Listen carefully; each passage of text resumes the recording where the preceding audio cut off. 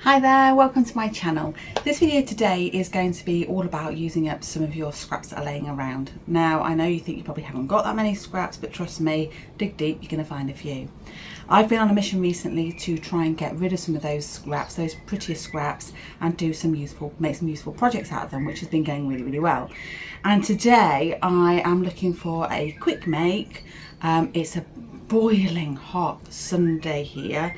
I've got jobs to do throughout the day, so I thought I would dip in and out where I can to try and make a little video tutorial on making a very simply constructed bag but using your scraps. The inspiration came from having two big bagfuls of these threads that need a home, something nicer than a plastic bag. So I'm going to make something to put those in. Now, if you haven't followed me before, please do consider giving me a like and subscribe below for more fabricy and yarny content. But in the meantime, let's get to it. So, to make this bag, things that we're going to need: your scrap fabrics. Now, I have got, and I'm holding this really, really carefully, two of these that I'd put together ages ago and then just popped into a bag. Now I'm holding them carefully because I have applied Eau-de Kote to them, and I can't carry on with this video until it's all dry. But luckily it is hot, so hopefully it won't be too much longer. But the Eau-de Kote is to give it a waterproof textured feel. So I've not really used it before, so I thought I'd have a little play. So I've got two of those pieces that are going to be the centerpiece of what I'm working on, but I need to make them bigger to create a bigger bag, obviously. So I've pulled out some oilcloth, and I have got 4 small remnant pieces, and I'm going to do my utmost to build a frame around those 2 squares to make it bigger. So I've got my offcuts there. I've then got a couple of offcuts of cave lining fabrics I'm going to use. You're going to need some zip. I've got some zip on a roll, and I've got my own little pull to pop on a little bit later on there. Other bits you're going to need, and well, optional of course, is I have a little label to pop in. Here we go. I just really like that little plant on there, and it says "You Grow Girl" on the back of it, and that was designed by my friend Emma. For popping the zip in, you might like to use some double-sided tape just to keep it in place. I'm using a Microtex 90 needle today. Sorry that the image isn't reversing.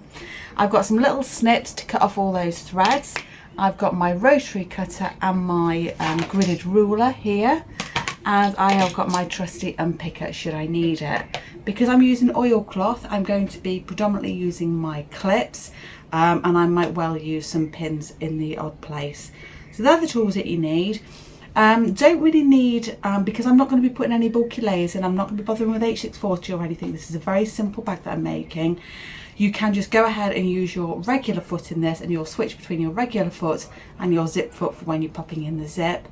But other than that, you're all ready to go. The stitch length we're going to be using is a 2.5, unless I'm doing top stitching, in which case I'll use a 3.5. So that's your little checklist. Obviously the Eau-de Kote is totally optional. I'm just having some fun with that today to see what happens. So all we now need to do is start making our panels that little bit bigger.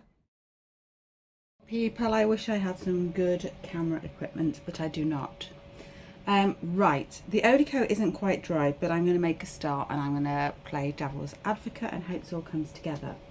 Done one piece already, just have a little look. I've got these 2 pieces that were exactly the same size.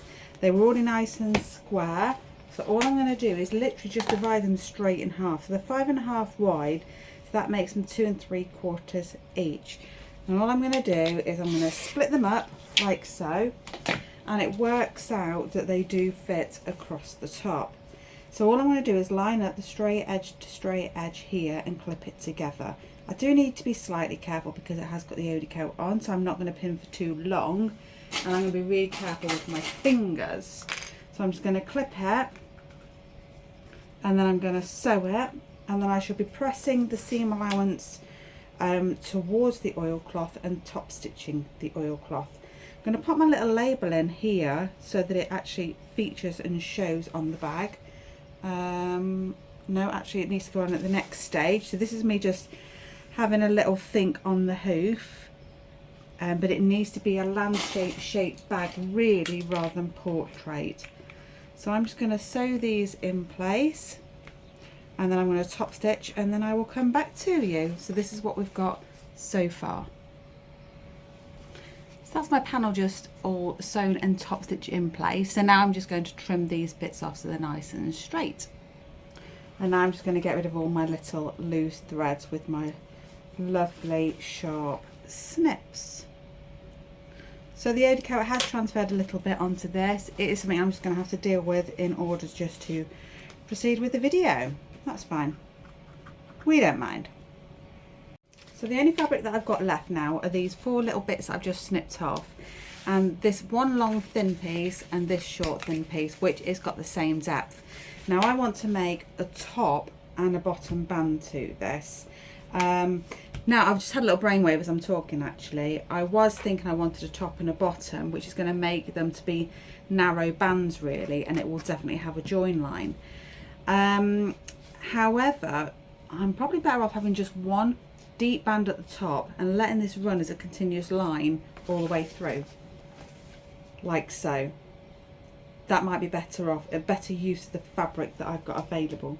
So this is the fabric that I have. This is it. It is only 3 inches deep. So I think that what I'm going to do, I'm going to keep the depth that I've got, and I'm going to attach this to the end to make one continuous strip, and one panel I think I'm going to have a join line in it at the top.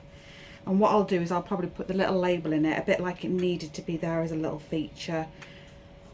So let's see how that works. It's just a case of, you know, puzzling it all together really and making the most of those seam lines that we add in. So that fabric is now put together as one long strip, and like I said, I've popped the label in just there and we'll use that as a feature. So I'm going to take my first length here, line it up, and then we're just going to cut it off roughly to length there. And then I shall attach that to this wetter panel, and then this one will attach to this one just here. So what I want to look at here with you is where to place this little label, because I think if it goes right in the middle it won't look right. I think it needs to be off, so it can either go there or over there. So I think over here is best, and then I'm going to cut here. That is the plan. And then I'm going to join those panels together as before. Right sides to right sides, clip, sew, press upwards, and I'm going to top stitch on the green fabric. And so that's my 2 panels done. I'm quite pleased with those. Here we go. And they're quite a nice size now. So they measure 9 1/4 tall and just under 11 inches wide. So that's quite a nice size. So now we need the zip. Now the zip, what I'm going to do is I'm not going to make it 11 inches. I'm going to do it where I do my, I'm just trying to think how to do this zip. I'm going to do my regular, my go-to method, I think. So it wants to be finished within about 1 centimetre seam allowance, which is roughly there to roughly there, which is 9 3/4. So I'm going to cut my zip to 9 1/2 inches. Now I've got a zip tape on a roll, which I do like. Just going to measure it out, and then with my paper scissors I'm just going to cut it off at the 9 1/2 inch mark, which is just there. And then I'm going to attach a ring pull to one end. Okay, so here's my ring pull, and this is how it looks. So you see where we've got the bar there? It's the bar end we're going to be using. The other end doesn't have a bar. So we want the bar here. And all I'm going to do is open up my zip tape ever so slightly. This is my preferred method anyway. There's loads you can search for on the internet. And then we're going to have the zip pull facing upwards, the zip tape facing upwards. And I'm just going to wiggle one end in, just slides in like so. Take my other end and I'm going to feed that in too, trying to keep it at the same rate, insertion rate, as the other side. Can you see we're like one zip tooth out there? So I'm just going to wriggle it up a bit more. There we go, we're in. And then I'm just going to lay it on my desk. Hopefully you can see from there. Finger each side of the tape, straight down. That's it. And now we're going to go straight on and we're going to add the little zip tabs that I like to put on both ends. Right, so adding the zip tape ends, I wouldn't normally do it this way necessarily, but I'm not dealing with the fraying product, so I'm okay to use my oilcloth scraps. So remember right at the start I cut off these little 4 scraps, and I got this bit, and this is remember it's scrap busting video, so I'm going to use the wider bit because that's better, and the widest one that I could find that way. And all I'm going to do is, what am I going to do? Let me just check. So we've got our zip tape ready, we've got our outer panels ready, so now we need to prepare our 2 lining pieces. Now the 2 lining pieces need to be as large as this piece just here. Remember, we're working with scraps, so that might not be as easy as you might think. So we're going to have to patch. This piece will fit, but this piece here is too small. So I'm just going to just straight cut around this to make one piece using my ruler, my trusty ruler. It will need a bit of a press, this piece. Now if you want your bag to have a bit more stability, consider adding interfacing, so just a medium weight, or if you prefer a bit more bulk, add some H640 to your lining pieces when they're cut out. That'll give it some really nice shape and texture. As I keep saying on repeat, this is about scrap busting, so I just need something nice and simple. Doesn't need to be all singing and dancing. It's only for stashing those threads in, that if I go into it once a year, I'm lucky. So I'm going to hold on to that H640. It is quite a pricey product now, so I can't afford to be luxurious, as it were. Right, so that's one piece done, but this piece is simply not big enough. It's not too far out, we just need some more depth down here. That's fine, because what I can do is I can take a piece of scrap. I had this one last little bit, it's wide enough, and I'm going to join it up to the bottom, and where I've got my join line, I'll pop that to the bottom of the bag, the base of the bag, so you won't see it. It's fine. If you've got fabrics that coordinate or complement, then obviously you can make a feature out of that. It'll look really, really nice. So I'm just going to straighten them off first. They aren't quite the same as each other, and I'm going to straighten down there with a row of stitches and press it open, and then I can iron it flat and cut out my square shape so that it matches. Then I'll have 2 pieces, and then it's just about building the whole bag together. So now it's just a case of bringing everything together. So I've got my zip, and I've got the zip pull to the left and it's closed, and I'm working with my front panel piece. I'm actually just going to pull the zip across because I want the zip pull to stay out of the way for now. I'm going to centre it, just going to use my eye for that, and I'm going to line up the raw edge of the zip tape along the edge of the outer panel, and I'm just going to pop a few clips in. Now it's up to you how you do this. I would always recommend, if you're working on something precious, to do this one step at a time by basting this panel in first. But I'm going to go straight in, I'm going to add my lining panel to the top as well. I'm starting to think I'm going out soon and it'd be lovely to get this done. So, you know, I'm not going to recommend speed sewing. You know, it doesn't always end well, does it? But it's just how I'm feeling today. Very, very, very, very hot and bothered. Hence, I haven't got any lights on in this room today. It could do with that, but it's too hot, it's ridiculous. So I'm just running my clips along, and I'm going to take it to the machine now, and I'm going to sew close to the zip tape just along here, and then I'm going to flip it all so it's wrong sides together, and then I'm going to top stitch across the front.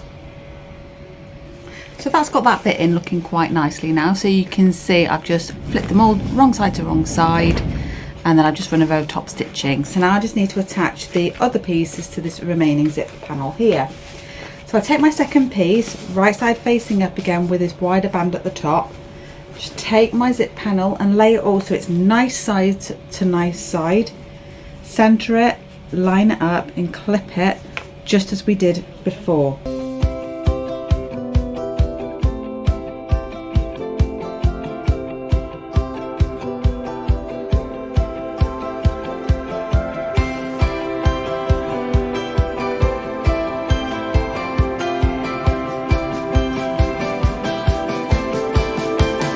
all sewn now in place, and I want to go to each of the corners and I'm going to cut straight across.